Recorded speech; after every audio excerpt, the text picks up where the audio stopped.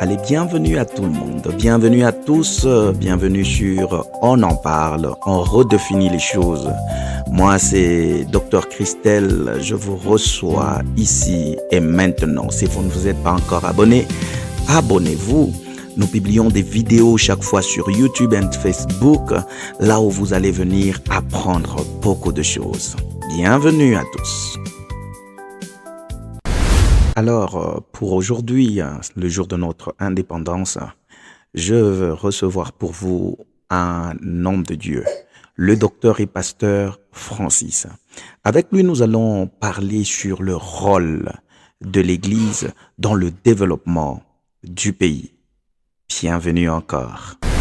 Bonjour docteur Francis, bonjour docteur et pasteur Francis, comment vous allez? Bonjour berger et confrères, je vais très bien par la grâce de Dieu. Je ne Gloire, sais pas de votre côté. gloire au Seigneur, nous allons aussi très très bien. Ça fait très longtemps que nous avons eu à échanger dans Méditons à haute voix. Qu'est-ce qui s'est passé là? Comme je le disais autrefois, apparemment nous avons une grande vision que nous semblons négliger.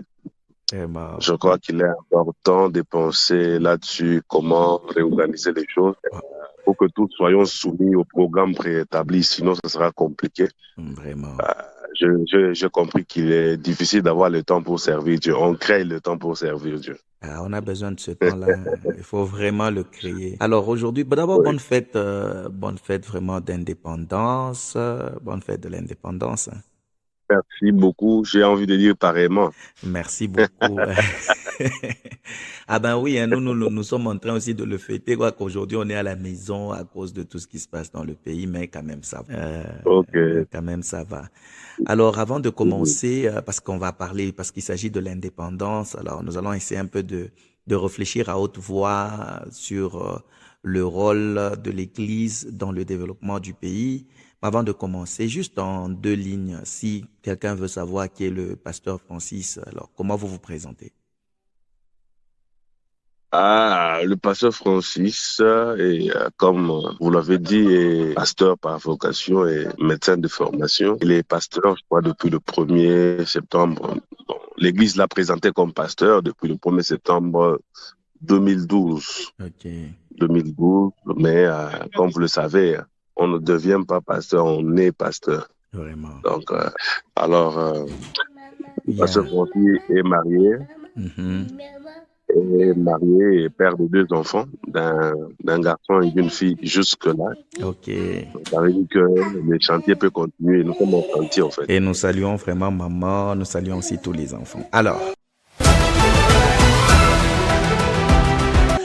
revenons à ce qui va nous réunir encore aujourd'hui. On va réfléchir un peu à haute voix le rôle de l'Église, Ok. surtout aujourd'hui, le jour de l'indépendance, le rôle de l'Église dans le développement du pays. Je crois que selon la parole de Dieu, lorsque nous rentrons d'abord de par la compréhension des concepts, nous comprenons que l'Église, c'est une assemblée des élites. Ok. Parce que de par sa base, par rapport aux définitions des concepts, vous verrez que c'est une assemblée de gens qui ont quitté. Mhm. Et vous savez que c'est pas tout le monde qui quitte. Hein. C'est pas facile de Quand il y a quitter, une catégorie qui quitte, c'est qu'il y a sélection. vraiment. Donc, l'Église, c'est une assemblée de gens qui ont quitté. Mais j'aime plus la compréhension grecque parce que pour eux, l'Église, c'est une assemblée de gens qui se mettent ensemble pour traiter les affaires. Vraiment. Ça devient un peu comme le Sénat dans le pays. Un peu, ils se mettent Voilà. ensemble pour Je ne traiter sais les pas si ça affaires. va choquer. Oui. Le mot Église n'est pas chrétien, en fait. C'est Mhm. un mot naturellement d'abord profane, par définition. Ok. Ça veut dire qu'il y a l'Église des Noirs, il y a l'Église, je ne sais pas, des Satans. Vous avez déjà entendu parler de ça, n'est-ce pas? On a déjà entendu Donc, parler de ça. c'est pas parce qu'on parle de l'Église qu'on voit déjà Dieu, non. Ok. C'est d'abord naturellement un mot profane qui peut être utilisé par rapport à un contexte. Donc c'est un peu ça. C'est un Alors, peu de ça. par les définitions, nous avons déjà compris le rôle de l'Église. D'un côté, présenter Christ, c'est-à-dire un lieu où on vient écouter la parole de Dieu, être équipé par la parole de Dieu. D'un autre côté, les traités des affaires, c'est-à-dire l'Église doit être au centre de solutionner certains problèmes. Là où l'Église existe, on voit la solution à certains problèmes parce qu'elle regorge en son sein des élites. Ok. D'autant plus puisque tous ceux qui sont dans l'église, ils dépendent, ils sont sous l'autorité de l'esprit de Dieu. Et nous croyons que c'est l'esprit de Dieu qui est l'esprit le plus intelligent de tous les esprits qui puissent exister. Donc voilà un peu, pour ne pas aller dans les définitions théologiques et autres, voilà comment je peux comprendre. Ah, ok. Donc si je comprends mieux, c'est en fait une assemblée des gens qui se sont déjà détachés, qui sont mis à part, mais qui sont là, qui ne sont pas là seulement pour se réunir tout simplement, mais ils sont là pour traiter les affaires. Bon, on peut traiter les affaires. Traiter les affaires. Cette fois-ci, ça réfléchir, peut être des affaires. Voilà. Donner solution à certains problèmes. Voilà. Alors déjà là, nous avons pris même notre deuxième question, qui devait être ma deuxième question sur laquelle on pouvait peut-être réfléchir à haute voix, la mission même de l'Église, avant de toucher le rôle de l'Église dans la société ou le problème que connaît l'Église aujourd'hui, parce que nous on regarde l'Église dans le monde entier, mais nous pouvons quand même regarder l'Église en particulier, l'Église de la RDC. En regardant, parce que bon, quand on est là et que nous sommes tous Congolais, est-ce que l'Église de la RDC joue mieux son rôle? Quelle est la mission de l'Église en la regardant aujourd'hui? Est-ce qu'on a l'impression de dire l'Église joue réellement son rôle? Et j'aimerais mettre vraiment dans le cadre du pays, dans le pays dans lequel nous sommes. Est-ce que nous jouons bien notre rôle? Ah, j'ai envie de dire non. J'ai envie de dire non. D'autant plus que l'Église du pays est représentée par les pères de la nation. Ceux qui représentent les différentes congrégations. Mais quand nous voyons la démarche, la façon de faire par rapport au fléau qui frappe le pays, à un moment donné, nous avons dit que l'Église du pays n'a pas encore atteint sa mission, n'a pas peut-être compris sa mission. Parce que pour atteindre une mission, il faut d'abord la comprendre. La connaître et la comprendre. La connaître et la comprendre. Je crois qu'il y a un problème là-dessus. Parce que certains agissements nous prouvent qu'il y a un problème de compréhension de la mission. Le comportement sur terrain, c'est comme des joueurs. Les comportements d'un joueur sur terrain dépend de la mission qui lui a été confiée par son coach. Toi, ton travail, c'est de geler les ballons. Il peut nous énerver par sa façon de geler le ballon, d'autant plus que ce qu'il fait a été instruit, dicté par son coach. Il fait bien son travail.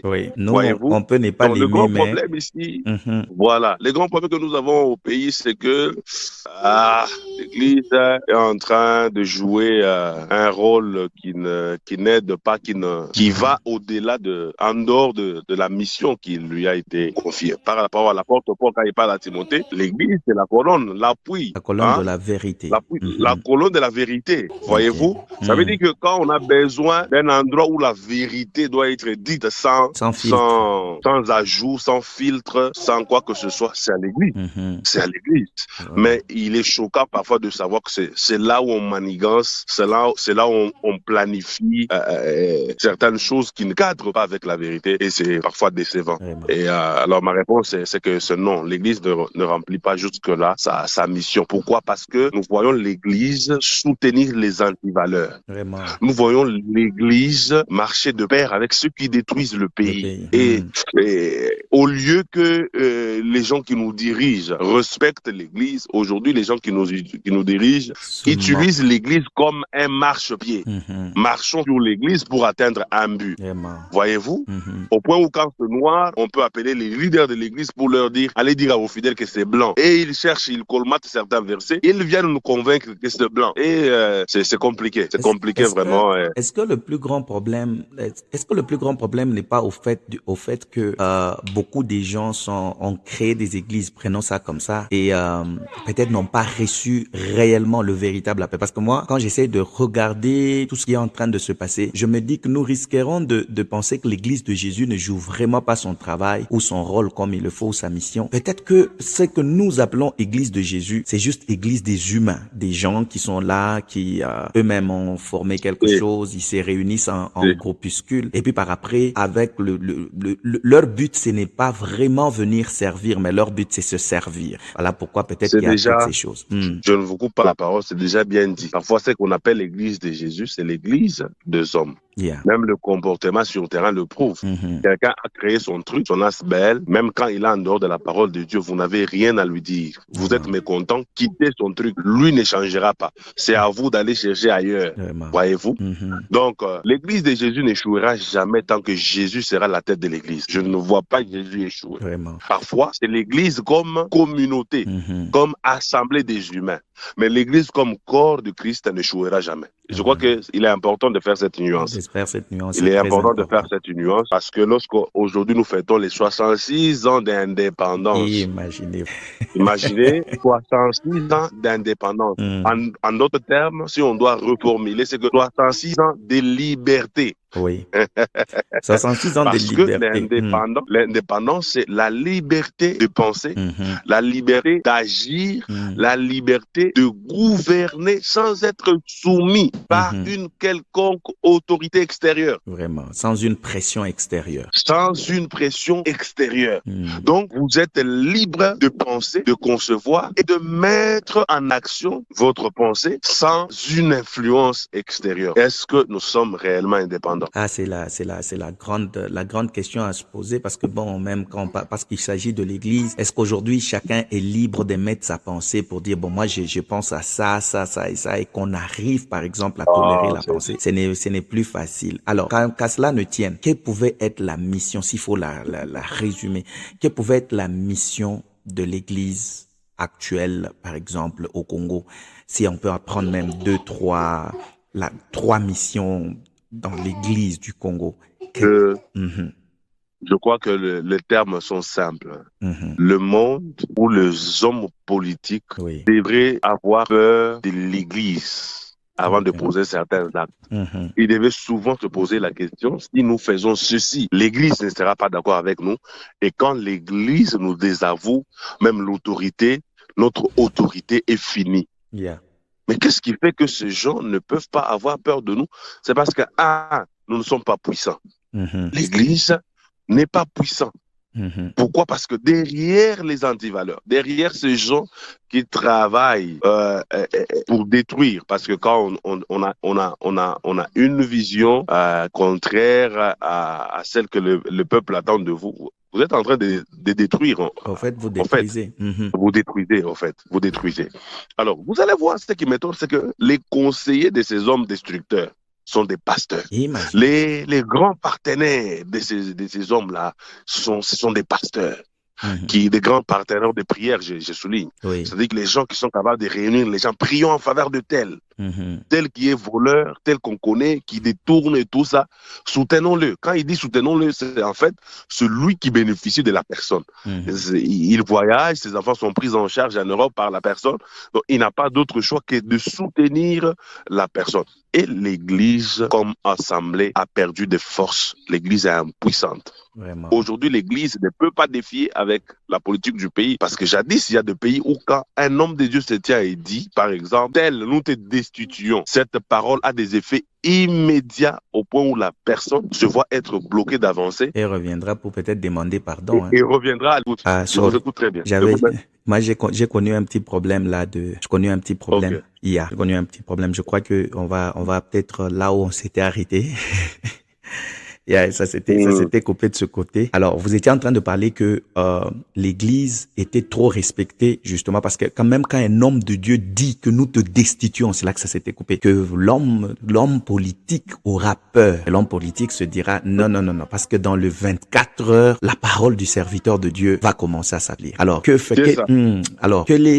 que l'Église doit faire aujourd'hui? Qu'est-ce que l'Église peut faire pour pour accompagner le développement, par exemple, du pays? En gros, qu'est-ce que l'Église pourrait faire? Oui, pour accompagner le développement, l'Église doit être partenaire.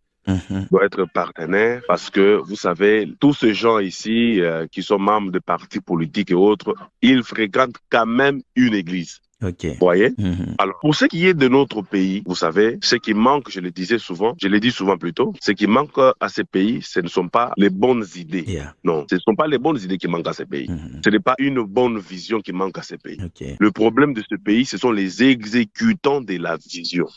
Vous allez voir, lorsque un chef d'État, un ministre ou un dignitaire présente son plan d'action, ça vous allège. Vous êtes déjà content d'entendre de belles phrases, de belles planifications. Ça fait du bien. Mais sur le terrain, il n'y a pas de fait. Sur le terrain, il n'y a rien qui correspond à la planification. Pourquoi? Parce qu'il y a un problème dans l'exécution de la vision. Oui. Alors, ce que l'Église peut faire, c'est être partenaire. Mhm. Partenaire comment? Je pense que même à l'Église, certaines notions du patriotisme Yeah. doivent être Enseigné. inscrites ou Mhm. être enseignées. Parce que nous trouvons qu'il y a un sérieux problème d'éducation Mhm. de par la nation. Ok. Ceux qui détournent, comme ils fréquentent une église, si dans leur église, le pasteur tient à éradiquer les antivaleurs, un enfant de Dieu ne vole pas. Un enfant de Dieu ne fait pas ceci. Quelles que soient vos grosses offrandes, si vous ne marchez pas selon la parole de Dieu, je ne serai pas d'accord avec vous. Vous amenez des grosses offrandes, vous avez trouvé ça ou je ne prends pas ça. Mhm. J'ai besoin que vous soyez digne, que vous soyez